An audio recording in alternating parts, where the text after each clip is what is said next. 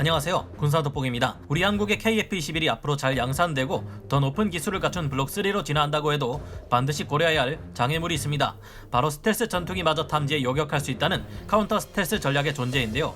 실제로 러시아뿐만 아니라 미국을 비롯해 우리 대한민국과 같은 서방 민주주의 세력의 가장 큰 위협으로 떠오르고 있는 중국 또한 여러 종류의 스텔스 전투기 탐지 체계를 개발해내는 데 성공했다고 자랑하고 있으며, 중국은 미국의 F-22 랩터 스텔스 전투기가 전혀 두렵지 않다고 큰소리치고 있습니다. 이들의 큰소리를 그저 허풍이라고만 치부할 수 없는 이유는 현재 군사 전문가들도 더 이상 스텔스 전투기는 무적인 것만은 아니며 이를 탐지할 수 있을 만한 방법이 적어도 5가지 정도는 존재한다고 말하고 있기 때문인데요. 2030년대가 지나 오랜 연구 개발 끝에 드디어 우리 한국이 5세대 국산 스텔스 전투기 KF-21 블록3를 완성했는데, 주변의 적국들 모두가 개나 소나 스텔스 전투기를 탐지할 수 있게 된다면 이는 정말 심각한 일이 아닐 수 없을 겁니다. 그러나 이를 알고 있는 군사 강국들은 앉아서 놀고만 있지 않았고 카운터 스텔스를 의미 없게 만드는 전술들을 개발해 실전에 적용할 만반의 태세를 갖추고 있습니다. 물론 잘 개발되기만 한다면 이 같은 전술을 우리 한국의 KF-21 블록3로도 구사할 수 있을 것이 분명해 보이는데요. 중국이 개발해냈다는 스텔스 전투기 요격 체계 카운터 스텔스 전력으로는 어떤 것들이 있으며 우리 한국은 이를 뚫고 어떻게 적의 심장부를 KF-21 블록3로 타격할 수 있을까요? 지금부터 알아보겠습니다. 전문가는 아니지만 해당 분야의 정보를 조사 정리했습니다. 본의 아니게 틀린 부분이 있을 수 있다는 점 양해해 주시면 감사하겠습니다. 중국의 카운터 스텔스를 무력화시키는 한국 공군의 가공할 전술, 우리에게 계속해서 군사적 정치적 위협을 가해왔던 그 국가의 외곽, 핵심 군사 지휘 시설이 자리 잡고 있는 지역으로 우리 한국 공군의 KF-21 블록3 스텔스 전투기들이 편대를 이뤄 공습 작전을 개시합니다. 적들은 자신의 존재는 숨긴 채 우리 군의 스텔스 전투기마저 탐지한다는 YRC-29 패시브 레이더를 이미 가동시켜 HQ-9 지대공 미사일로 우리 군의 KF-21 블록3를 사냥하려 하고 있습니다. 하지만 여전히 우리의 KF-21 블록3 전투기들과 F-35를 잡아내지 못하고 있습니다. 이번 공습 작전을 위해 우리 군의 KF-21 블록3와 F-35A 전투기들은 자체 레이더를 끄고 전파 침묵을 유지하고 있습니다. 그 대신 후방에서 지원하는 2737 조기경보 통제기와의 암호화된 데이터 링크를 통해 공습에 필요한 정보들을 얻고 있는데요. 이때쯤이면 한국 스텔스 전투기들이 탐지될 만한데 소식이 없자 불안해진 그 국가는 2차 대책으로 강력한 VHF 밴드 장파 레이더를 가동시키기 시작합니다.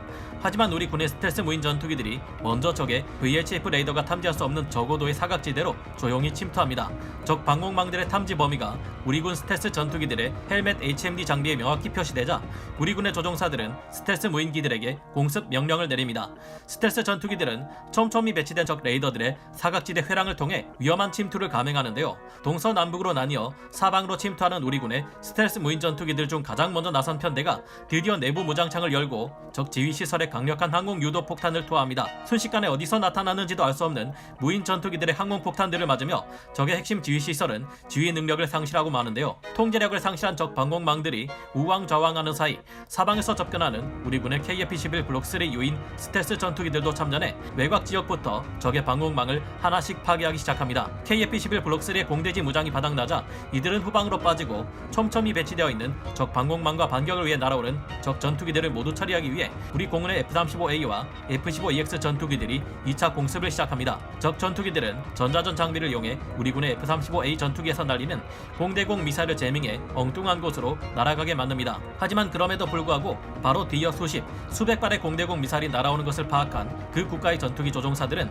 경악하고 맙니다. F-35와의 데이터 링크를 통해 우리 공군의 F-15EX에서 대당 22발의 AIM-120 암람 미사일이 날아오는 것이 보였기 때문인데요. 순식간에 반격을 위해 날아오른 적 전투기들은 아군 F-15EX에서 발사한 수백 발의 공대공 미사일에 전멸해버렸고, 아직 남아있는 방공망들을 처리하기 위해 우리 공군의 어마어마한 항공 유도 폭탄 샤워가 이어집니다. 이는 우리 공군의 KF-21 전투기가 블록3 5세대 스텔스 전투기로 진화하고 무인 전투기들과 협동작전을 실시하는 상황을 상상한 가상의 미흡한 시나리오입니다. 이를 지원하기 위해 우리 공군의 F-35A 스텔스 전투기들과 F-15EX 전투기들 및 2737 조기경보 통제기까지 투입될 것을 가정했는데요. 실제로 스텔스기들이 적 방공망을 제압할 때 우선적으로 이루어져야 할 전자전기들의 지원이라든가 하는 자세한 요소들이 빠져있는 빈틈투성이의 시나리오지만, 우리가 KF-21 블록3 스텔스 전투기를 가지게 된다면 노릴 수 있을 만한 그 국가의 카운터 스텔스가 가진 약점을 공략하는 모습을 간략하게 표현한 것인데요. 더 이상 F-22 랩터가 두렵지 않다, 스텔스기를 사냥하는 중국의 카운터 스텔스 전략, 스텔스란 군의 공격 자산들이 적군의 다양한 탐지 수단에 들키지 않는 것을 뜻하는데요. 적의 탐지 수단인 레이더나 적외선, 가시광선, 음향 등등으로부터 아군 공격 수단의 존재를 감추는 것이지만 일반적으로 스텔스 전투기라 하면 적의 레이더 전파로부터 아군의 전투기가 공격하는 것을 알지 못하게 하는 것을 뜻할 때가 많습니다. 흔히 알려져 있다시피 적의 레이더는 전파를 발사해 아군의 전투기에 맞고 다시 전파가 되돌아오면 이를 통해 아군 전투기의 위치를 파악하게 되는데요. 하지만 스텔스 전투기는 적의 레이더에서 날아온 전파를 스텔스 형상 설계를 통해 엉뚱한 곳으로 난반사시켜 전파를 내보낸 원점인 적의 레이더로 돌아가지 않게 만듭니다. 또한 레이더 전파를 흡수하는 특수도료 램을 적용해 미처 다 난반사시키지 못한 전파들마저 흡수해버리는데요. 그러나 여러가지 방법으로 아군의 스텔스 전투기가 가진 레이더 반사 면적 RCS 수치를 낮춘다고 해도 이것이 적 레이더에서 아예 마법처럼 사라질 수는 없습니다. 엄밀히 말해 스텔스 성능이 뛰어난 항공기는 적의 레이더에 아주 작은 점으로 표시되지만 그것이 워낙 작아서 새나 구름, 잡음 등과 구분하기가 너무 어렵다는 것인데요. 정확히 말하자면 스텔스 전투기는 적의 레이더에게 탐지될 수 있는 거리를 줄인다는 개념입니다. 평소에 다른 4.5세대 전투기를 100km 거리에서 잡아낼 수 있다면 F-22 같은 고성능 스텔스 전투기는 10km 앞까지 다가가야만 그 존재를 파악할 수 있다는 것이죠. 물론 이렇게 다가가기 전에 F-22가 발사한 미사일을 맞고 파괴되기 일쑤이기에 F-22는 다른 쟁쟁한 전투기들과의 가상교전에서 144대 0이라는 무시무시한 전과를 올렸던 것입니다. 스텔스 전투기를 막아내는 카운터 스텔스 전략이 실제로 통할 것인지 논란의 여지는 있지만 분명한 사실은 걸프전에서 굉장한 전과를 올렸던 미 공군의 F-117 스텔스 폭격기가 적의 지대공 미사일을 맞고 추락한 적이 있다는 것입니다. 이때는 F-117을 격추시키기 위해 체코에서 만든 타마라 레이더를 사용한 것으로 알려져 있는데 타마라 레이더와 같은 패시브 레이더들은 스텔스기가 내장하고 있는 자체 레이더 같은 것에서 나오는 전파를 탐지하는 것이기에 앞서 말했던 RCS 수치와는 상관없이 스텔스기를 탐지하는 것이 가능한 것으로 알려져 있습니다. 즉 수동형 전자감시책이라 불리는 타마라 레이더에서는 적 스텔스기를 찾기 위해 전파를 내보내지 않고 적 스텔스기의 자체 레이더나 전자전 장비에서 나오는 신호, 탁한, 기타 항법 신호, 전파 고도계 신호, 데이터 링크에서 나오는 신호, 피아 식별 질답 신호 등등 아주 약간씩이나마 흘러나오는 신호 정보들을 탐지하는 것인데요. 정확히 이런 수동형 전자감시 체계들은 적의 스텔스기와 같은 특정 목표물로부터 방사된 신호가 아군의 이격 운용 수신기들에 도착하는 시간 정보의 차이를 기반으로 해서 위치를 탐지합니다. 이런 수동형 전자장비들은 말 그대로 전파를 내보내지 않고 적이 내보내는 전파를 탐지하기에 미 공군이 이를 상대로 폭격 작전을 수행하는 것이 지극히 어렵습니다. 지상의 지대공 미사일이 스텔스가 되어버려 막상 이를 파괴해야 할 스텔스 전투기가 목표물이 어디에 있는지 찾기 어려워지는 것입니다. 미국 또한 이를 크게 우려했는지 이 레이더의 수출을 어떻게든 막기 위해 체코에 압력을 넣었지만 사담 후세인 하의 이라크, 당시 내전 중이던 유고슬라비아, 러시아에 각각 한 대씩 수출되었습니다. 그리고 이중 이라크로 수출된 타마라 레이더를 중국이 입수해버렸는데요. 타마라 레이더의 후속작으로 519km 내로 적 스텔스기가 들어오면 이를 탐지하는 것이 가능하다는 베라 레이더도 나왔지만 이것만큼은 미국이 미리 손을 썼습니다. 2008년 9월 베라 레이더의 제작사인 체코의 이라사를 아예 미국의 로키드 마틴이 인수해버려 적국이 이를 입수할 수 없게 만들었습니다. 그러나 중국은 앞서 말했듯이 이라크로부터 타마라 레이더를 손에 넣는 데 성공했고 이를 기반으로 자체 패시브 레이더인 YLC-20을 개발했습니다. 그리고 그 이후 그보다 더욱 성능이 향상된 YLC-29 패시브 레이더를 개발하게 되는데요. 스텔스기에서 나오는 전자파를 수집해 스텔스를 추적하는 YLC-29는 민간의 무선 주파수 변조 신호를 이용해 공중의 스텔스 표적을 탐지 및 추적할 수 있도록 설계된 데다가 전파 방해도 대응할 수 있는 능력을 가지고 있습니다. 중국의 패트리어트를 할 수 있는 HQ-9 지대공 미사일도 이런 패시브 레이더를 탐지에 이용한다고 알려져 있는데요. 아직 멀었다. KF-21 블록 3가 중국 카운터 스텔스를 무력화시키는 방법. 그러나 미국을 비롯한 군사 강국들은 YLC-29와 같은 패시브 레이더의 탐지를 무력화하는 방법을 이미 개발해 실전에 적용하고 있습니다. 패시브 레이더에 탐지당하지 않기 위해 F-35나 F-22 같은 스텔스 전투기들은 자체 레이더를 끄고 전파 침묵을 유지한 채 조기경보 통제기와의 데이터 링크를 통해 작전을 수행하는 식으로 대응하게 되었는데요. F-35의 경우 이 데이터 링크조차도 적에게 탐지당하지 않기 위해 전자전 회피와 전파 은닉에 최적화된 강력한 지향성 안테나를 사용하는 MADL 등을 사용하고 있습니다. 즉 이제는 데이터 링크조차도 탐지되지 않도록 했기 때문에 중국의 YLC-29 같은 패시브 레이더만으로 스텔스기를 잡는 것은 시대에 떨어지는 방식이 되었다고 볼 수도 있겠습니다. 미군의 경우 다른 항공기들과의 교신 전파까지 탐지가 불가능하게 만드는 기술을 개발 및 업그레이드하고 있으며 실제로도 이는 가시적인 성과가 있다고 합니다. 그래서 최근의 카운터 스텔스 전술들은 여러가지 대역 전파를 중첩시켜 탐지 성능을 높이는 방향으로 진화해 왔습니다. 현대의 레이더들이 사용하는 파장에는 UHF나 VHF 같은 장파가 있고 L밴드 같은 중파가 있으며 X밴드 같은 단파가 있는데요. VHF 밴드 밴드 같은 장파 레이더는 해상력이 떨어지기에 적 스텔스기의 대략적인 위치만 알 수 있을 뿐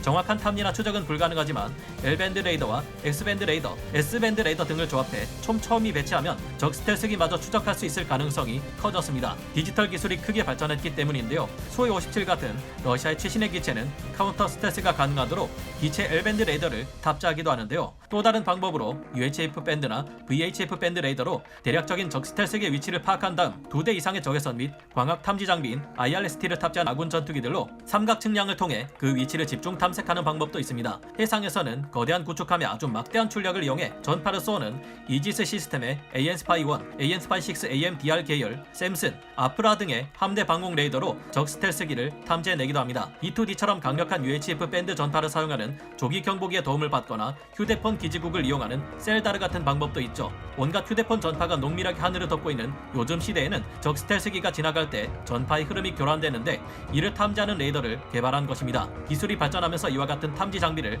차량에도 탑재할 수 있을 만큼 소형화되었으며 탐지 범위도 160km 이내에 달합니다. 그러나 KF-21 블록 3가 진정한 5세대 스텔스 전투기가 된다면 방금 전 말씀드린 대부분의 방법들을 의미가 없게 만들 수 있을 것으로 보입니다. 지상이나 수상함에 배치되는 모든 레이더들의 전파는 직진한다는 특성을 가지고 있고 지구는 둥글기 때문에 약 40km만 벗어나도 저고도의 지상이나 해상의 레이더들이 탐지할 수 없는 사각지대가 생겨나기 때문인데요. 이럴 경우 지상과 수상의 레이더들은 사정거리가 약 100km 이상 되는 적 스텔스기의 공대지 미사일을 맞고 레이더가 먼저 파괴되어 버릴 가능성이 훨씬 큽니다. VHF 밴드 같은 장파 레이더는 워낙 그 크기가 거대한 만큼 기술이 발전한다 해도 공중의 항공기들에게 탑재시키기가 어렵습니다. 현재까지 이런 장파 레이더를 조기 경보기에 탑재해 떨어지는 해상력을 최첨단 기술로 끌어올려 제한적으로나마 적 스텔스기를 탐지할 수 있는 것은 미 해군의 E2D 조기 경보 통제기 뿐이고 중국의 조기 경보 통제기들이 이를 따라하기는 쉽지 않은 상태입니다. 결국 중국이나 북한 입장에서는 VHF 밴드나 UHF 밴드 레이더를 공중에 띄워 올리지 않는 한 저고도에 생겨나는 사각지대로 침투하는 우리군의 KF-21 블록 3나 F-35A를 막아내기 어렵다는 것인데요. 또한 강력한 VHF, UHF, 장파 밴드 레이더들은 탐지 성능이 강력한 만큼 그 출력도 강력하며 상대적으로 이를 피해 공습을 가하려는 우리 KF-21 블록 3에서도 쉽게 알아챌 수 있습니다. 여러 액션 영화나 게임들에서 특수부대원들이 어둠 속에 몸을 숨기고 있다가 적진을 침투할 때 손전등을 비추며 초소를 감시하는 적 경비병들에게 접근해 조용히 나이프로 처리해버리는 장면을 보셨을 텐데요. 이와 비슷하게 레이더 전파를 끄고 아군 조기 경보 통제기와의 암호화된 데이터 링크를 통해 침투하는 KF-21 블록 3는 적의 카운터 스텔스 감시 장비들의 탐지 범위를 파악해 그 사각지대로 침투할 수 있을 것입니다. 현재 가장 발전된 F-35 스텔스 전투기는 적의 강력한 탐지 장비들의 탐지 범위를 파악해 그곳을 피해 공격하는 전술을 택하고 있기 때문인데요. KF-21 블록 3는 완전한 5세대 스텔스기로 진화하는 과정에서 분명히 이를 참고해 적의 카운터 스텔스마저 소용없게 만드는 강력한 전술을 적용해 작전을 실시하게 될 듯합니다. 카운터 스텔스 전략의 핵심을 찌르는 한국의 무인 스텔스 전투기 전력. 다만 중국은 수평선이나 지평선 너머로 탐지할 수 있다는 초수평선 레이더, 초지평선 레이더 또한 개발하고 있기에 이를 공략하기 위한 전술 또한 앞으로 우리가 KF-21 블록 3를 개발하며 연구해 봐야 할 듯합니다. 공중에 VHF 레이더를 배치해 상시 감시할 수 있다는 무인 조기 경보 비행선 또한 공략할 방법이 필요할 텐데요. 그래서인지 우리 한국은 무미익 전익기 영상의 무인 스텔스 기들을 KF-21 블록 3와 함께 운용하는 강력한 유무인 복합 전투 체계를